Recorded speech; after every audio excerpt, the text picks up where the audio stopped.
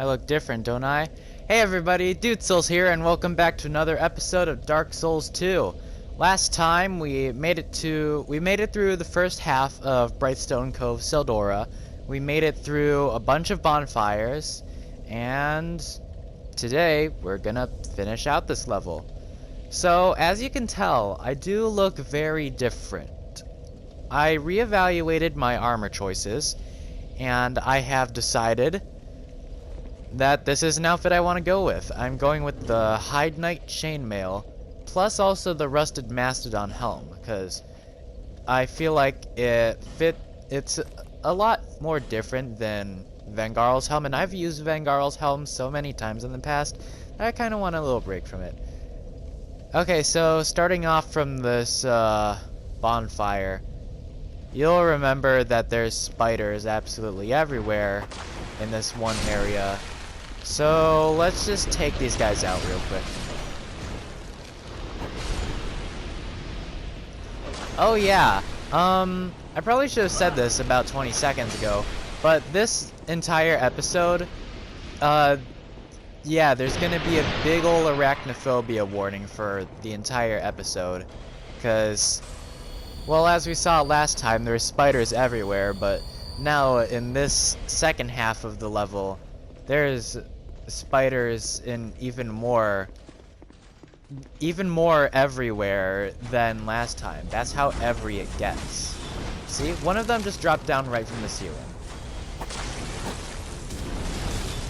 You may remember that this is like a sand. Okay then. Guess I'm dying already. That's just lovely. Just get rid of you quickly, and let's run over to this this mage. Yeah, hollow mage. Kill you. And get cornered by a couple spiders, because why not? Oh god, there's more of them.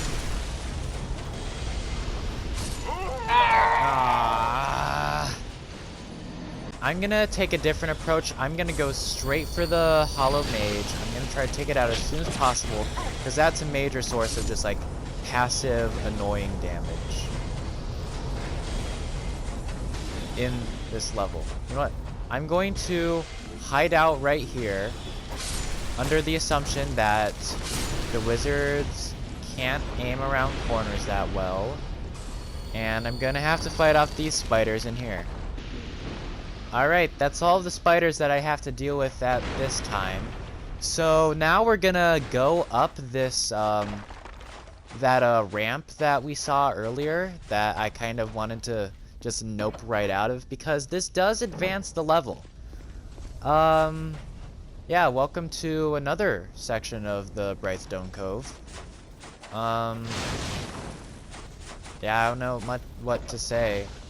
I mean, it's much more of a town than a sandpit here. I don't think there's any hollow mages, so that's a good thing.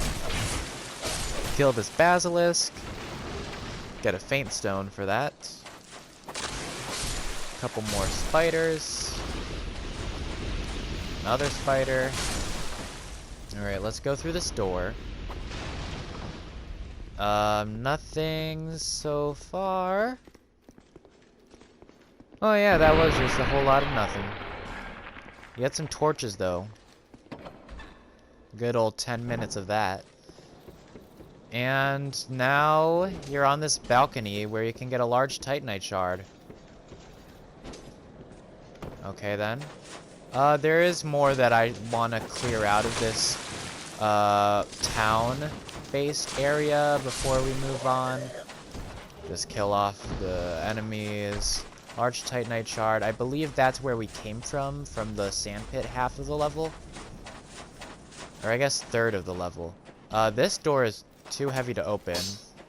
Or I could just like, you know, or I could just be immediately flooded by sand when I open the door. That's just nice. Oh, I don't have any repair powder on me. Honestly, it might be a good idea.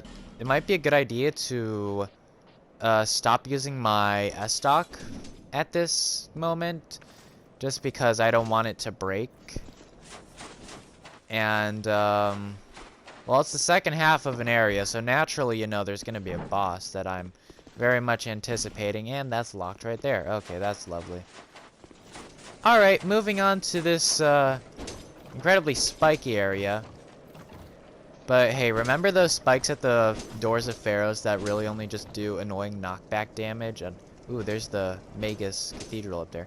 That only do like annoying knockback damage and like 5 chip damage per second. Yeah, these do the same. Spikes in these games aren't exactly that hazardous. So there's these undead, there's these hollow peasants right here. You don't necessarily have to, oh, never mind. Yeah, I got a bunch of Titanite there. Once you aggro the undead, once you aggro like the hollow peasants, they will just start to take the regular chip damage that you would naturally take from standing on spikes. And they're actually doing a lot of damage. Remember how I said about these guys being deceptively powerful in numbers? Yeah, they are. Doesn't help that curved swords have kind of weird ranges. Ow. Okay. Alright, so it's always a good thing to remember that, spiders are scared of fire. I am going to equip the warp sword in my right hand, so I can use a torch in my left hand. Again, trying to preserve durability on my S-stock because look at all those spiders hanging from the ceiling. Oh boy, this is gonna be fun. Yep, they're all slowly gonna lower one by one, but now that I have this torch, they shouldn't be too much of a threat, theoretically. Because they are kind of scared of me, so they would be naturally very less hesitant to attack. But I don't think they have any AI like the Darkstalker, where they eventually try to overcome their fear to just attack. Yeah, I think these guys just kind of scurry around if you have a torch. Not much to worry about once you know their weakness. We did see that there, if you could catch that there was an item hidden under that pew right there. Soul of a hero and a gold pine resin with a spider that drops down on you just by sniffing that. And a door that is locked. Okay, well, I guess now all we have to do is open up these doors, and over here we have like a dark spirit that's just like an NPC and like just farming equipment or something, or mining equipment rather. Ow. That pickaxes actually do kind of hurt. They're not really meant for combat, but they do still hurt. But, you know, you can just unlock anything. And you get the +5 peasant hat for beating that guy. I wonder if that looks any cooler than... Nope, that looks lame. Alright, back with the rusted mastodon helm. We got 3 homeward bones off that corpse right there. And we open up this door.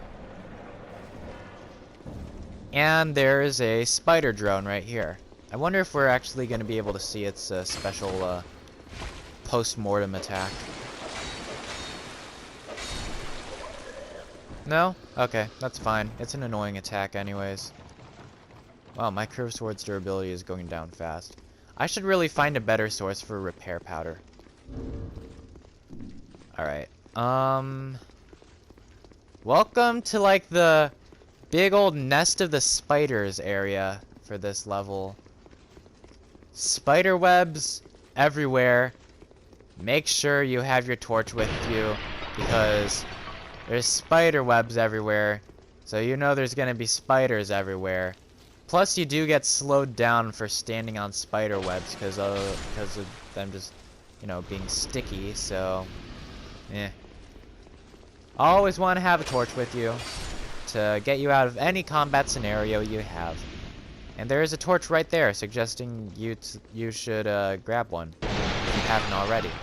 Right here, you get a Ferrous Lockstone. And down this way, you have another spider. Cool.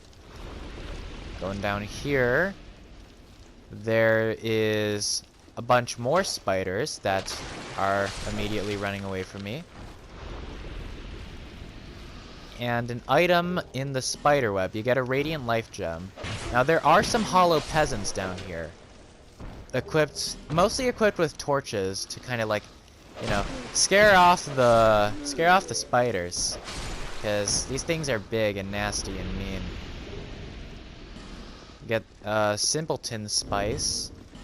I'm gonna switch back to my S-Stock because my Warp Sword is actually taking a lot of damage. I really need to look up a good source of repair powder, because that's probably something I should grind for, because, yeah, weapon durability is a thing that I constantly worry about in this game. Wait, don't I have, hold on, I think I might have a ring that increases weapon durability, hold on. Yeah, Bracing Knuckle Ring slows equipment degradation. I'm gonna equip that right now. Probably should have equipped it earlier, rather than just being greedy with my covetous serpent ring. Kill you. Oh, there's an item up here. There's a Twilight Herb. If you're a spellcaster, that might be useful. There's so many spiders in this one area. Did I go over the... Okay. Simpleton Spice lowers required intelligence by 1 for chosen spell. And if you just if you're playing a magic user and there's a certain spell that you want to get earlier than you're probably going to usually, then you can use that. 5 corrosive urns right there. Kill off this spider. Yeah, as you can see, I'm getting slightly less souls. I'm only getting like 20 less, so it doesn't really matter that much. Alright, let's kill off these guys. Are there still more spiders in this area? Jeez. I swear, it's gonna turn out that these things are gonna be like infinitely respawning or something. Alright, that's everything. Well, now that all the spiders are gone, we find ourselves in front of the fog door for this area. So I'm gonna go ahead and use my human effigy to restore my humanity, and, well, you can see that I've been kind of avoiding using Estus flasks in this level, or in this episode, just so I can conserve them for the boss of this area. Now, the big old question for me is, do I want to use summons in this boss fight? I say... I don't know. Hold on, I gotta check which summon is available for me, because alright, behind here, Ashen Knight Boyd. Do I want to summon Ashen Knight Boyd? I don't know. Actually, no. I don't think I'm gonna use any summons. I'm just gonna run in here with my torch and my S-Stock, and everything's gonna go swimmingly.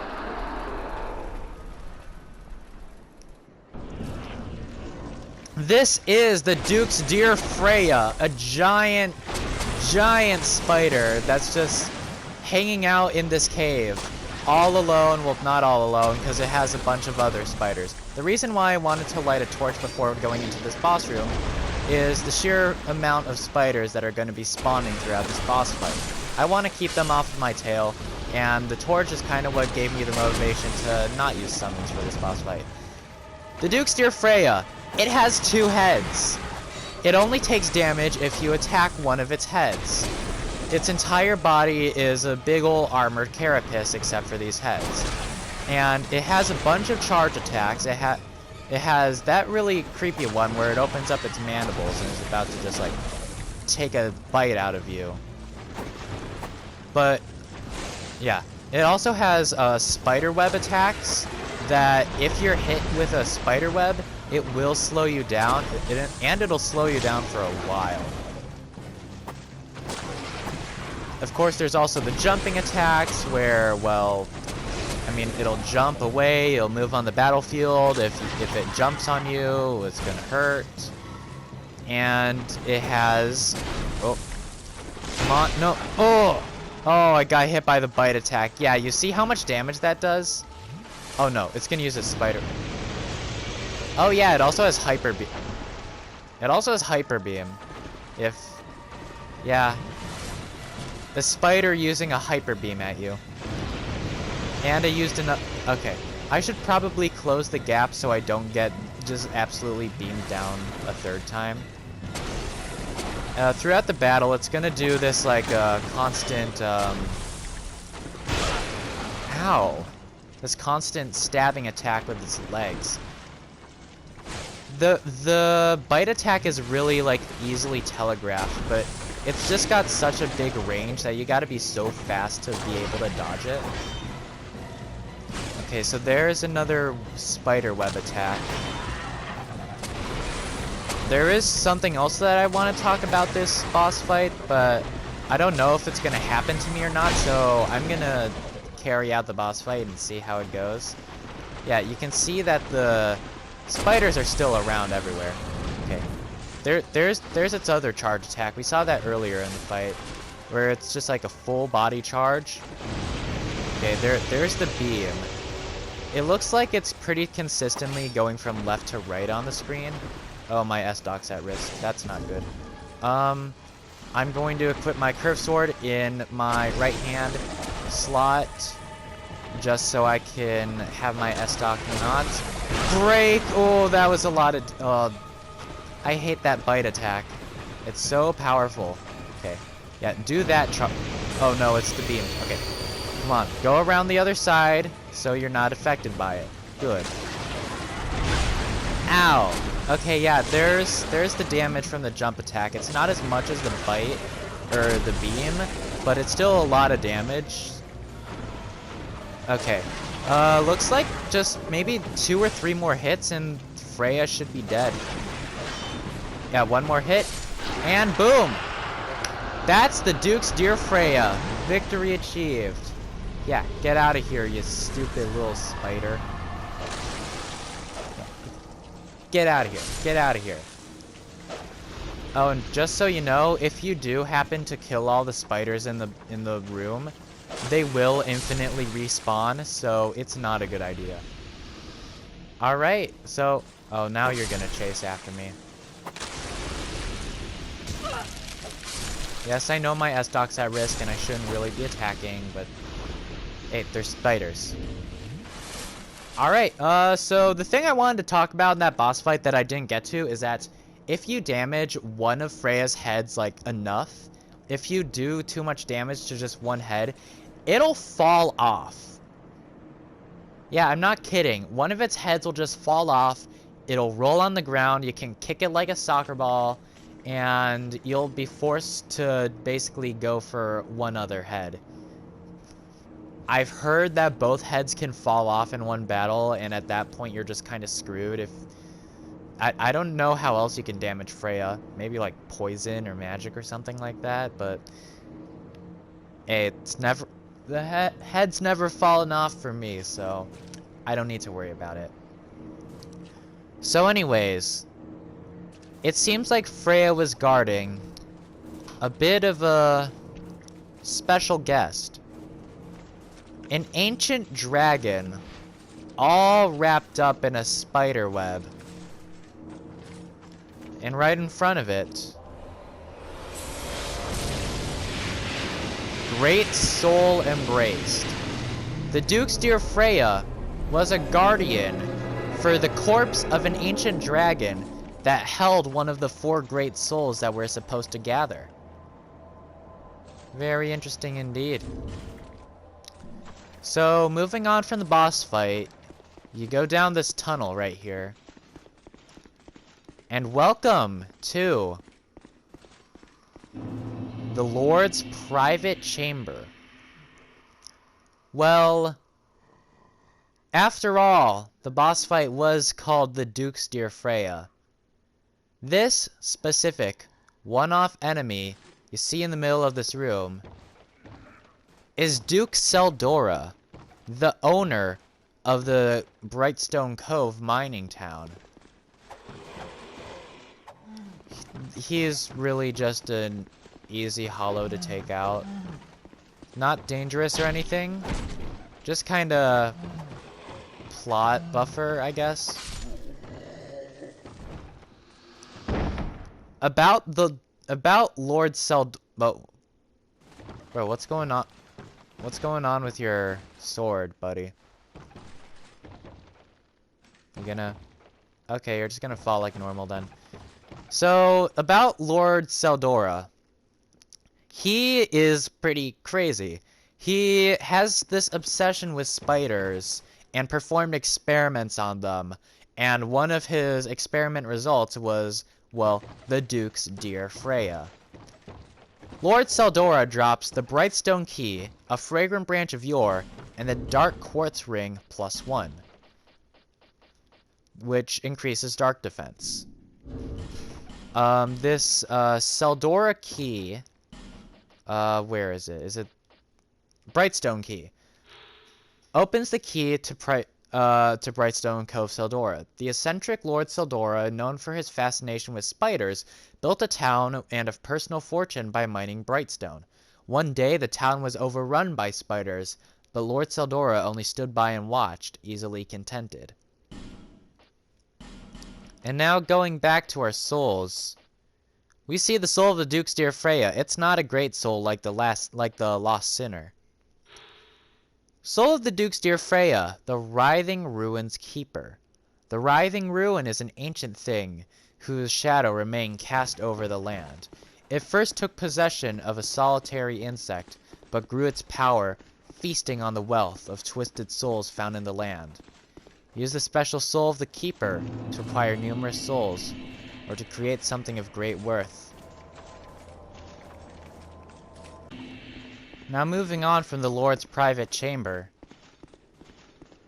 you have another lone, whimpering bonfire.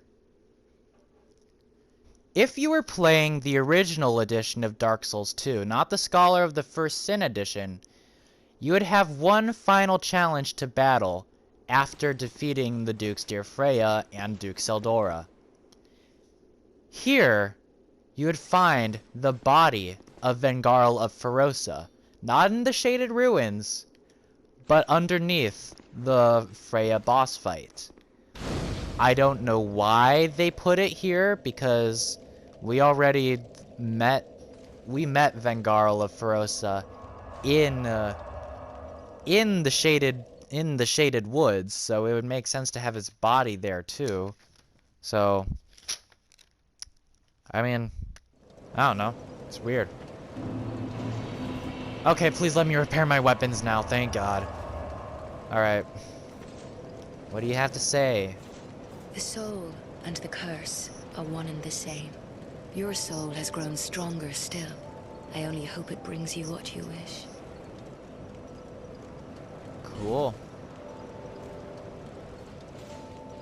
I'm gonna save on spending souls for now, cause there is still a lot more that I want to do in this level, or in this episode. And the first thing I'm gonna do involves heading back to Brightstone Cove. Alright, on this detour back to Brightstone Cove, I'm going to take a little bit of a less thorough route through this level, just so I can get back to, like, I guess the lobby of the Freya boss fight. Yeah, you could call it a lobby. Yeah, there's still kind of some stuff we haven't explored here. I'm gonna head down the zip line and go through this door, which I believe we haven't gone through actually. Let's open up this door. There's just books on the floor. And some crashing. We break a vase to get some charcoal pine resin. And down here, we get torch. And going through this door, we end up right next to a crystal... well, that's gone. We end up right next to a crystal lizard and an item with a spider drone over it, who we can just shove off of the that. And we're just gonna go head right back down to like the spiky mining area. Yeah, this is a much easier route to take directly to the boss fight than going from Ornifex's bonfire. Because I'm gonna be honest, like, though Ornifex is a good character for like turning in souls and stuff, she has cool equipment, it's just like, it's really a hassle getting to her because of all the mages shooting at you and all the spiders you have to fight. Flame butterfly. Alright, back into this place. I'm just gonna take a minute to beat all the spiders in here. The reason why I came back to this room in particular is this door can be opened by the Brightstone key. And in here, you have a bunch of burrows with nothing coming out of them. We use the Brightstone key again, and there's a chest. There's no red orb to notify of any activation or of any trap or anything, but opening that chest will summon spiders from all of those dens. Yeah,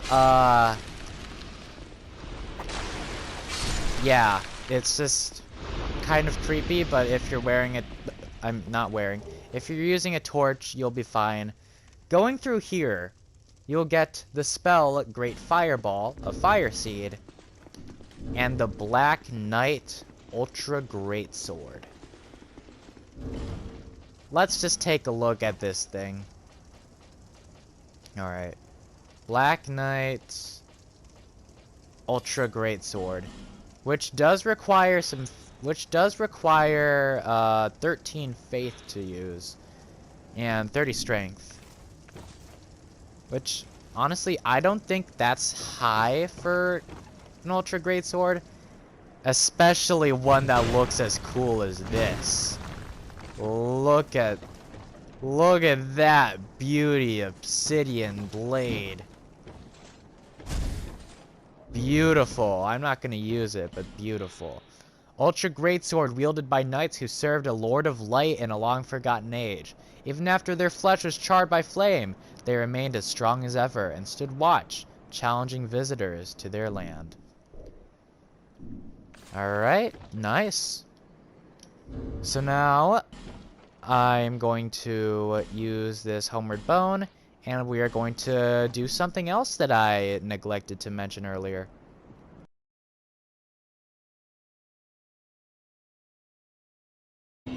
Actually, before that, I want to return to the Shaded Woods because there's still a bit of a loose end that I wanna clear up. Alright, yeah, you're gonna aggro, and let's just do all this song and dance over again. Yeah, as you could tell, I did get cursed by a vase. I'm going to equip the Ring of Whispers. Because there's one last thing I want to mention about Man Scorpion Tark. Once you beat the Duke's dear Freya... What skill? You've defeated my master. But our master never dies. Only changes form, so that he may seethe for all eternity. Brave human, you have yet to face your greatest perils. Take these. May joy await you at the end of your travels. He gives you the Black Scorpion Stinger and the second Dragon Ring. I have no gods. these are pretty cool items.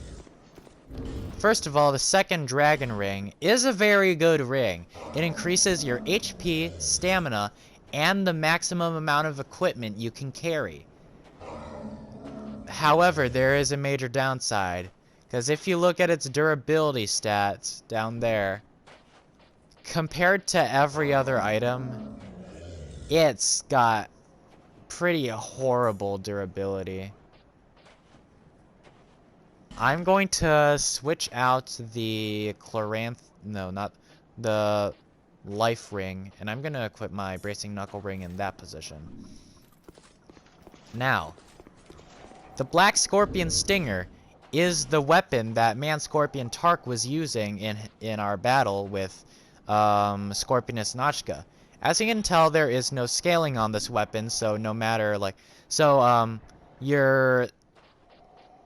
your stats and stuff won't exactly be as invested into the attack power of this weapon. I have made a decision. I want to use the Black Scorpion Stinger because of one main feature. This has a very high poisoning capabilities. And as you know, this is a dexterity-based build where I won't have access to a lot of crushing weapons like hammers or great swords. So, to beat heavily armored enemies, I have decided that I want to use poison. I feel like I'm actually gonna... Okay, yeah, you know what? I should just head back to the bonfire. I shouldn't even try at this point.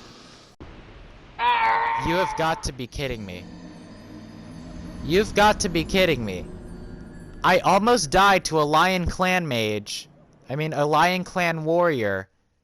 But I died of just falling down a hole after misstepping. I am not gonna let go of 65,000 souls. No way. I just burned some of my miscellaneous souls. I'm gonna talk to Lenigras because I want to reinforce my Black Scorpion Stinger. Yeah, Twinkling Titanite to start things off. Yeah, we're in the big leagues now. Oh, I need one more. Dang it. Yeah, I'm gonna upgrade my short bow too, because why not? Alright, let's see what armors I could. I'll upgrade my Rusted Mastodon helm, why not? These things kind of look cool. I'll be around. And now it's finally to spend my 70,000 souls on the Emerald Herald.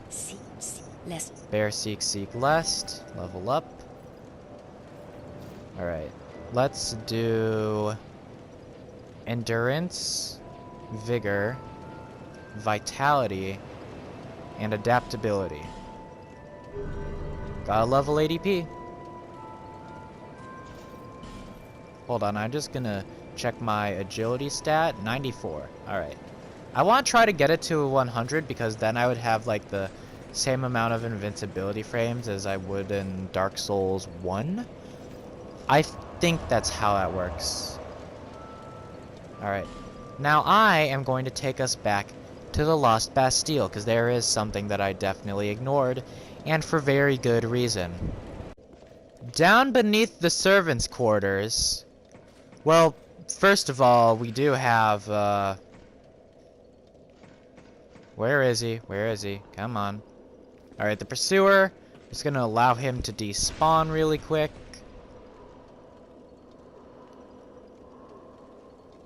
Alright, Pursuer despawns. And now that I actually have Ferrous Lockstones, I'm gonna use a Ferrous Lockstone in this wall right here. We break open that, and welcome to an area known as Belfry Luna.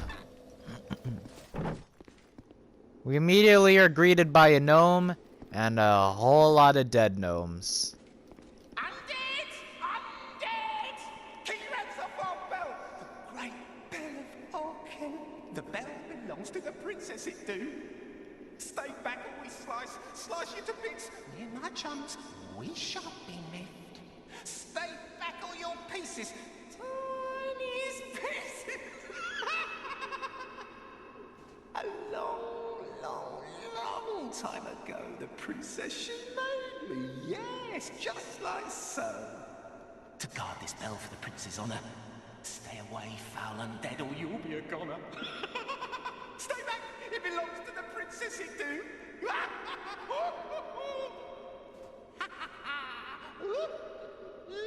You wish to guard the bell, you do. For the prince and the princess forever. For true. The Bellkeeper Covenant. Useless. This is another PvP-based covenant, kind of like the Cult of the Rat King. What's special about this is that, well, this entire area, Belfry Luna, this is another PvP arena where basically those in the Bell Covenant, the Keepers of the Bells, will, well, I'm just gonna get this out of the way. This is a bell tower that we're going through, and yeah, basically the goal of anyone who's like versing someone within Belfry Luna, their goal is to make it to the top of the tower to ring the bell. Now, right there, we were just invaded by a dark spirit known as the Bellkeeper. I believe this is an offline play only NPC, just kind of made to simulate the effects of an enemy player invading to prevent you from ringing the bell up here. Yeah, there's the Bellkeeper right now.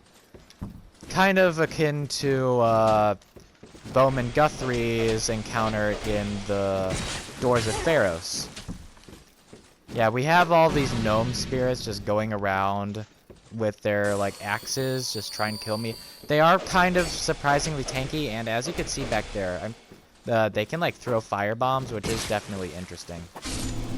Alright, so let's banish the Bellkeeper invader. Ow. That was a lot of damage, my guy. I should probably use my Estus flask more. Alright.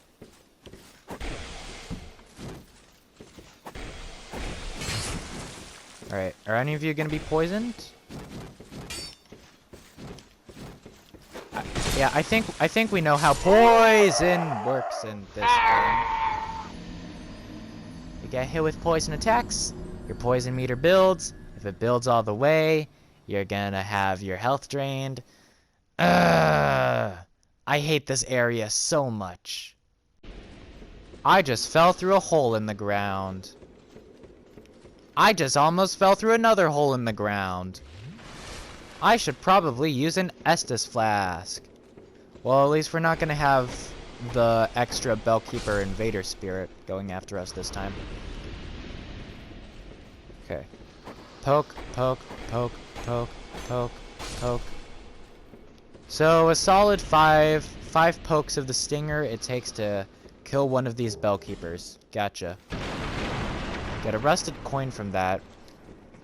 I don't find luck to be all that much of a useful stat, just cause like you get enough enemy drops already, you don't really need more. 1, 2, 3, 4. Okay. If you could like hold your shield up so I can like poison you through it, that would be nice.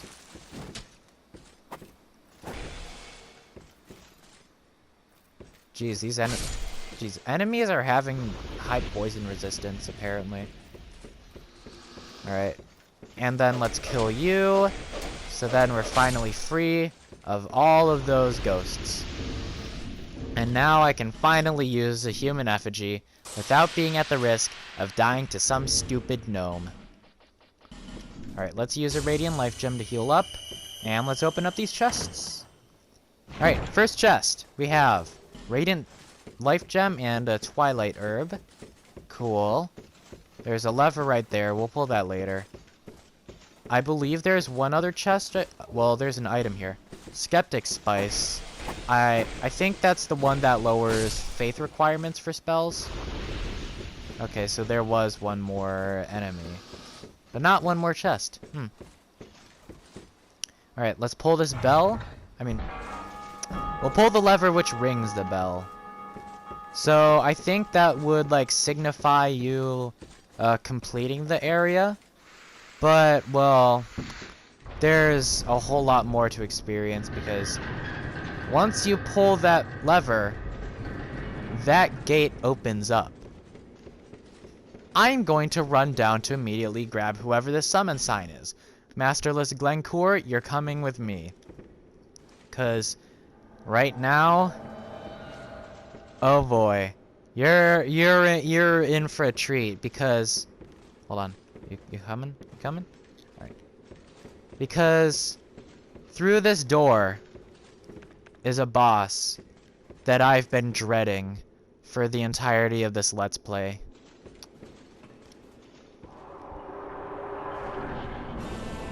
The Belfry Gargoyles, which is a rehashed version of another fight, being of course the Bell Gargoyles from Dark Souls 1 and the Man-Eaters from Demon Souls.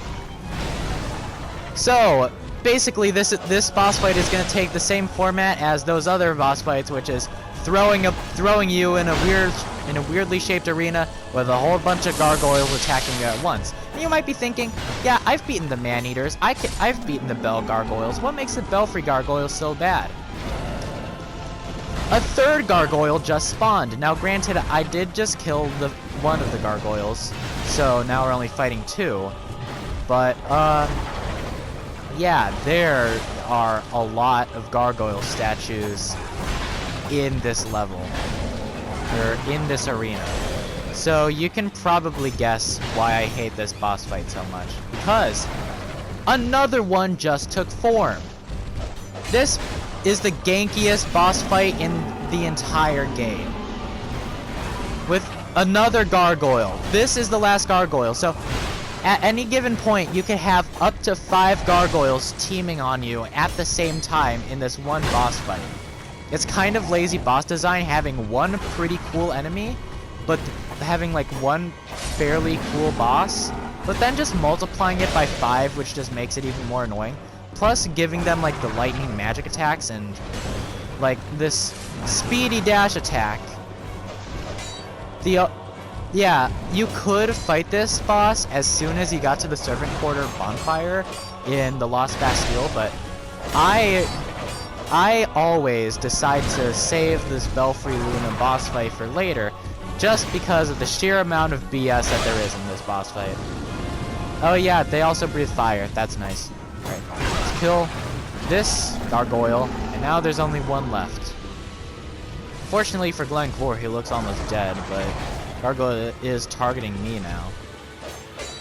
Black Scorpion Stinger +1 is at risk right now, which is not a good thing, actually. Ow. Okay. I need to find somewhere to farm for repair powder. Actually, I'm gonna look that up right now. But anyways, we get the Belfry Gargoyle Soul. After very infuriating boss fight that I really hate. That's probably my least favorite boss fight in the entire game, being honest. The first time I played Dark Souls 2, somehow I beat that on my first try going through this level, but not the other times. Yeah, it's always good to summon Masterless Glencore because he takes so many of the hits for you, and I think that's the easiest I've ever had it in this boss fight. Alright, so let's read the... Alright, Belfry Gargoyle Soul. Soul of a Gargoyle of the Lost Bastille. The elaborate stone statues on the belfry mysteriously came to life. Use the special soul of this living statue to acquire numerous souls or to create something of great worth, blah blah blah blah blah. Alright, let's move on then, and chug some Estus. Oh boy, gargoyle time. Alright. Going down this tower, you get dropped down and you can't exactly go back up those stairs. But right here is a chest. This chest contains the Southern Ritual Band. Okay. Southern ritual band is, of course, a ring. As opposed to the northern ritual band, the southern ritual band allows attunement of additional spells.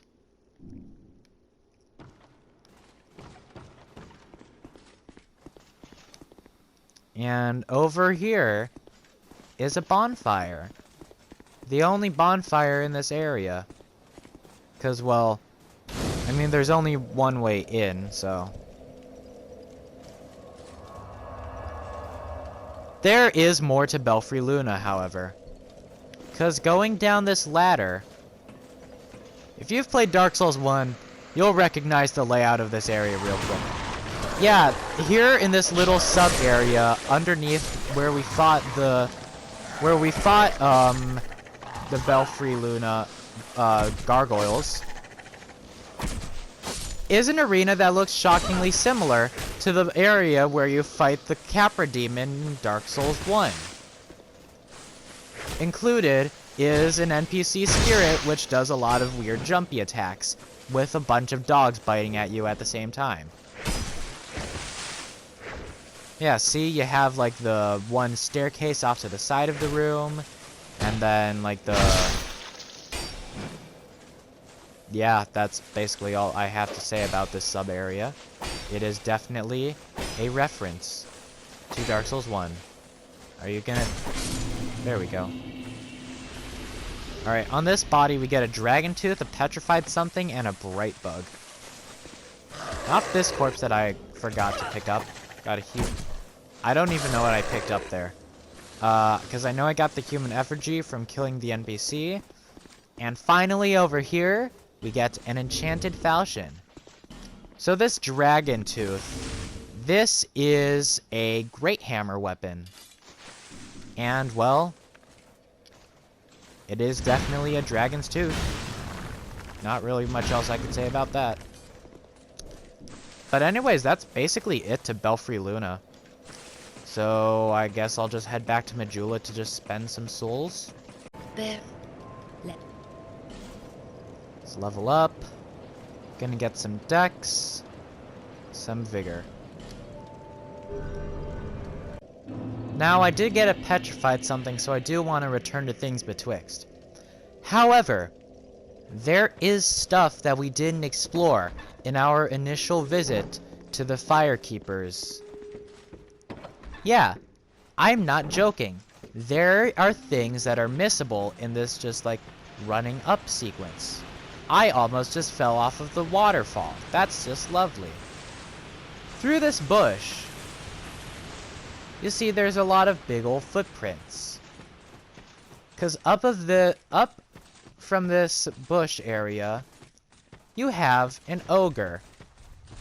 This is definitely like one of the most noob-trappy areas you can ever find in this game. Because if you're just a slight bit curious, you're gonna run into this ogre, and you are going to die in like 2 hits. But, well, now we're much higher leveled and can take care of them easily. And for killing this one specific ogre, we get the Stone Ring, which allows additional reduction of enemy poise. Alright, so going up to this river area, you can jump down into just the Firekeeper's dwelling.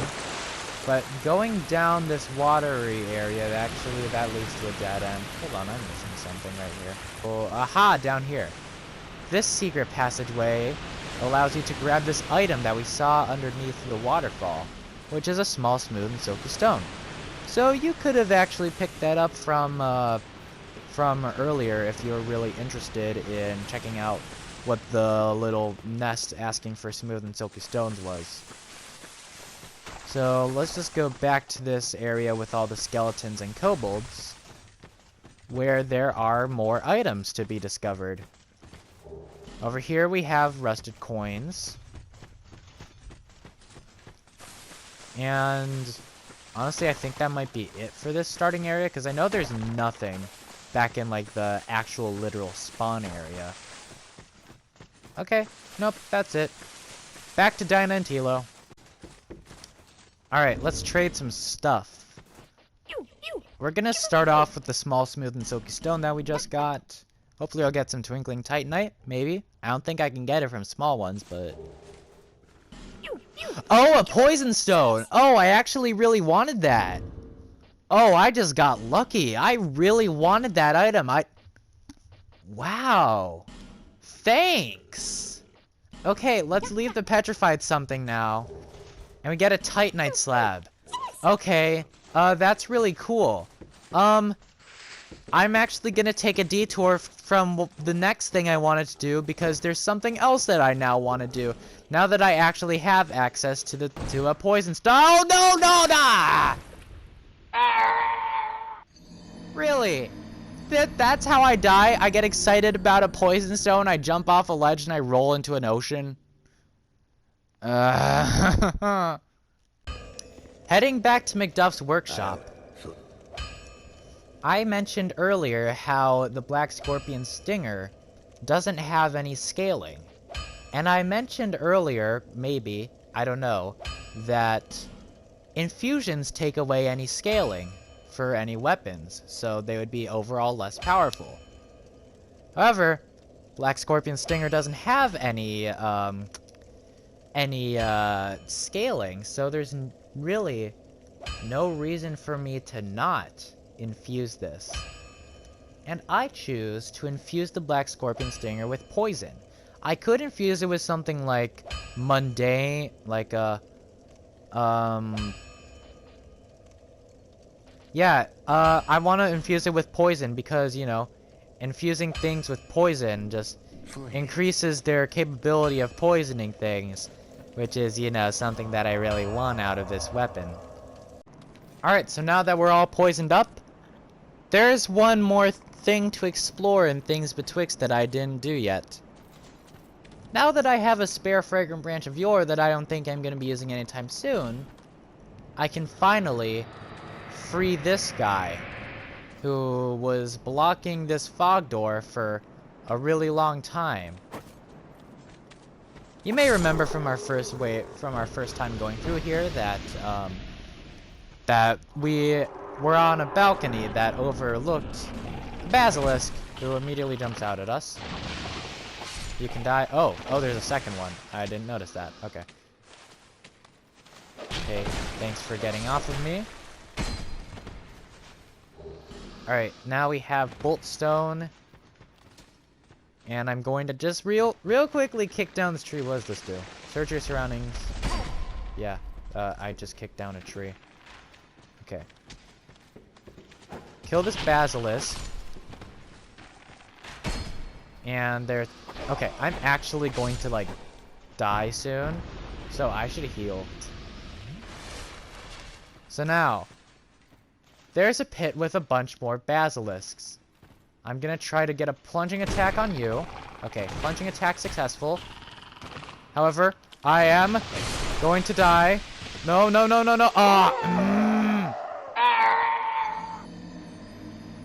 Well, there's an example of getting petrified.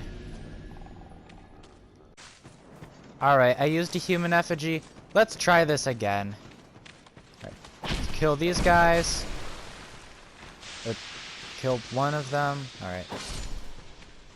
You know what? I should follow my own advice with that basilisk pit down there. If there's something that I don't want to fight, you know what I should do? I should just shoot at it from a distance.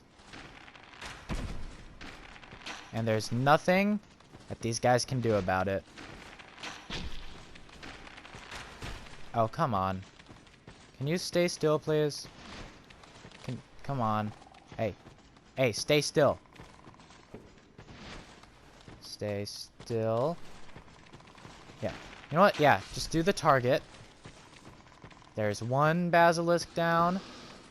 There's 2 basilisks down. And I can shoot one. I can take this one. There we go. Boom, retrieval. And we get an Estus Flask Shard.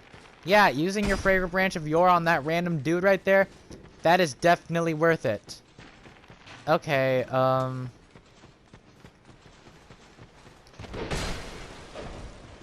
Alright, now let's take care of this guy who would have been shooting from the sidelines into the pit. And I'm going to traverse some more mist, because there's a lot of mist in this level. And we meet another random hollow enemy. Take down you. There's an ogre down there. I'm just gonna ignore him for now. And kick down this tree. So now we have a shortcut area to wherever this is. And now here we have an ogre. So I guess let's just fight him. But don't worry, because there's a lot more where that came from. There's actually 2 ogres in wherever this little area is. Fortunately for me, my equipment does really high damage, so I'm going to kill this guy real quickly. Ow, ow, ow. Wait, no, don't. Okay. Okay, stab. Okay, there's one down.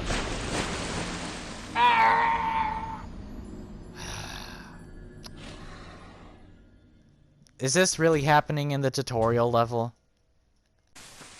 Well, I did kick down this tree, so I had a shortcut to wherever that area was. And good thing for me is that once you kill one of the ogres, it doesn't respawn. Alright. Let's grab my souls. And... Wait, is this... Wait. You spawn... Why are you here? I didn't even kill the second ogre. I thought you were only supposed to spawn after I killed both of them. Okay. Yeah. The pursuers and things betwixt. And... I really, I want to fight you and the ogre separately, please. So if one of you guys could just, like, come up here, that would be... Oh, or you could despawn. That's cool. Okay. Can you come down, please? Come on.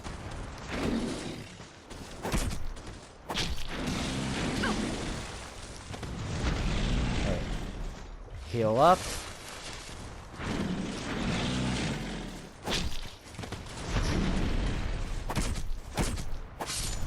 There we go. Ogre down. Now we can finally see what were 2 ogres and a pursuer guarding. A coffin of sorts.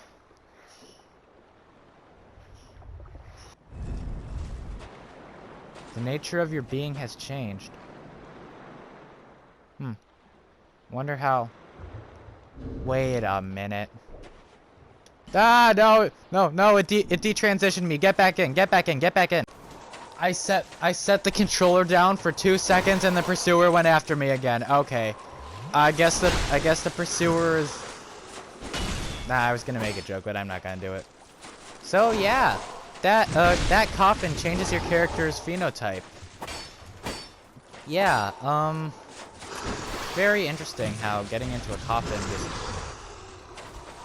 Honestly, TB Sky made a video about it. Okay, I'm trans, but I don't know much about gender, so I can't really talk much about this concept. All I know is that I'm going to swing a sword at the pursuer, and as you can see, damage ticking. Boom, pursuer's poisoned right now. Wait, no. You know what? Fine. Take the 8,000 souls. See if I care. Well, we're back in Majula, and we got a lot done today.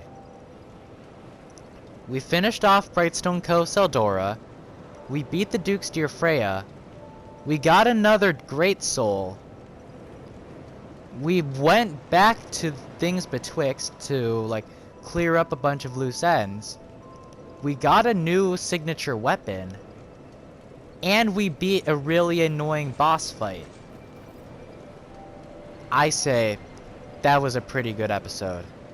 Next time on Dark Souls 2, we, see what else is next. See you guys then.